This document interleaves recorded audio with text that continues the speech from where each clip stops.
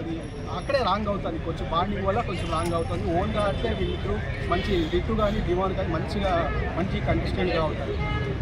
అలా నాకైతే ఈసారి బిగ్ బాస్ చాలా ప్రయత్నాలు అయితే చూస్తున్నారు డిఫరెంట్గా. ఇప్పుడు కూడా ప్రోమోలు వచ్చాయి, ఓల్డ్ కంటెస్టెంట్ వచ్చారు, అది వాళ్ళతో గేమ్ ఆడించకుండా వాళ్ళే పోటాపోటీగా ఆడుతున్నారు సెలెక్ట్ చేసుకొని.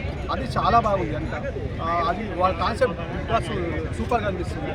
ఇంకొకటి మనం సీజన్ 2లో చూసాం, ఇది కౌశల్ సీజన్ 2లో బాండింగ్స్ లేకుండా ఎలా అన్నట్టు ఆడాడో ఈసారి బాండింగ్స్ పెట్టుకొని తనుజ అంత బాగా ఆడుతుంది. ఎంతవరకు బాండింగ్, ఇప్పుడు ఆమె బాండింగ్ అన్నారు, వీళ్ళది అంతా మొత్తం దివ్యాది కానీ వాళ్ళది మొత్తం నాన్నని బాండింగ్ కానీ దాన్ని ఎంతవరకు పెట్టుకోవాలి, ఎంతవరకు బాగా ఆడి దాన్ని ఎంతవరకు నిలుపుకోవాలి, బాగా ఆడుతోంది.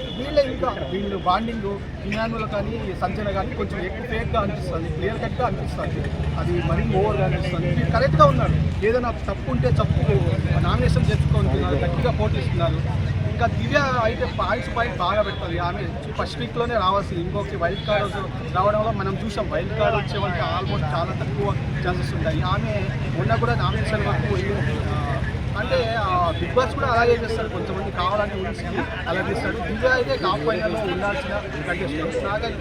నాకు ముగ్గురు అనిపిస్తుంది, తనుజ కానీ ఇండియాలో కానీ దివ్య కానీ టాప్ 3 అనిపిస్తుంది. మిగతా వాళ్ళలో ఎక్కువ కన్ఫ్యూజ్ అవుతుంది, టాప్ 5 చెప్పలేకపోతుంది. ఎందుకంటే అంత సేఫ్గా వరస్ట్గా ఆడుతున్నారు, కొంచెం ఎక్కువ సేఫ్గా అంత ఇలా ఆడుతున్నారు.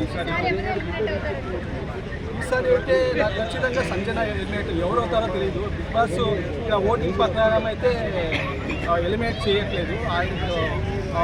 అంటే ఇంకొకటి గేమ్ కూడా ఎవరు బాగాట్లేదు, ఎవరు ఎలిమినేట్ అయినా ఓకే, కానీ నేనైతే సంజన ఎలిమినేట్ అవ్వాలి అనుకుంటున్నాను. మరి ఓవర్గా ఎక్కువ మాటలు జరుగుతుంది, మరి విజ్ఞాన విషయంలో సరిగా పాయింట్స్ చెప్పట్లేదు. ఇప్పుడు బాండింగ్లో ఇప్పుడు తనుజ చూడండి, బాండింగ్స్ పెట్టుకొని గేమ్ ఆడింది, వాళ్ళిద్దరి పాయింట్స్ ఉన్నా కూడా నాన్న అంటూ వాళ్ళు అన్నీ మాట్లాడింది, పాయింట్స్ రాంగ్ ఉన్నా అన్నీ డైరెక్ట్గా చెప్పింది ఓం మీద.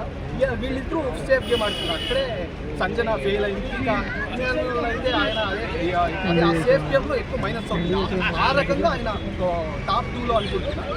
ఇంకా కళ్యాణ్ కొంచెం స్టార్టింగ్లో కొంచెం నెగిటివ్ వచ్చాయి, స్టార్టింగ్లో ఆయనకు కొంచెం లేడీస్ మీద చేయడం అది కొంచెం చాలా మార్చుకున్నాడు, కొంచెం ఇంప్రూవ్ అయ్యాడు.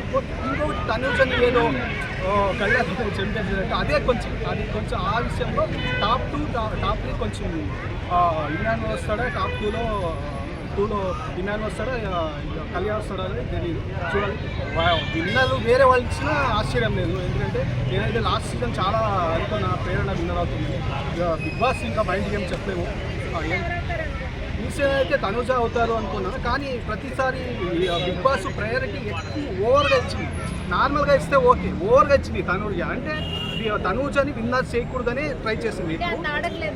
ఆడుతుంది అందుకే ఓవర్గా ఇచ్చింది. ఆమె ఆడకపోతే అన్నిసార్లు కంటెండర్ అవ్వరు, సపోర్టింగ్ టాస్క్లో కంటెండర్ అయింది. లాస్ట్ మినిట్లో ఎవరు సపోర్ట్ చేయలేదు. ఈసారి ఎట్లో టాస్క్ పెట్టారు, టాస్క్ కూడా చాలా బాగా ఆడింది. అది ఇంకా లైవ్లో చూడాల్సింది, అది ఇలా కత్తిని ఇలా పట్టుకునే వేయడం. అంతకుముందు కూడా ఆయన ఫౌల్ గేమ్ ఆడాడు. ఆయన యాక్చువల్లీ కత్తి ఎప్పుడో సుమన్ సంచలాగా ఉన్నారు, కత్తి అలాగే కంటిన్యూగా పట్టుకొని ఎక్కువ పెయిన్ అయినా కంటిన్యూ పట్టుకొని ఇంకా సంజన వచ్చి ఇంకా ఈమె విన్నర్స్ చేయాలని, తనుజని విన్నర్స్ చేయాలని ఇంకా ఆమె అతని మీద వెయిట్ పెట్టాడు. ఇంకా విన్ అయింది, తనుజ విన్నర్ అయింది. మొత్తానికైతే విన్ అయింది. ఆమె బిగ్ బాస్ వరకు ఎంతవరకు చేయాలో అంతవరకు అచీవ్ చేసింది. ఖచ్చితంగా విన్నర్ ఇవ్వాల్సిందే.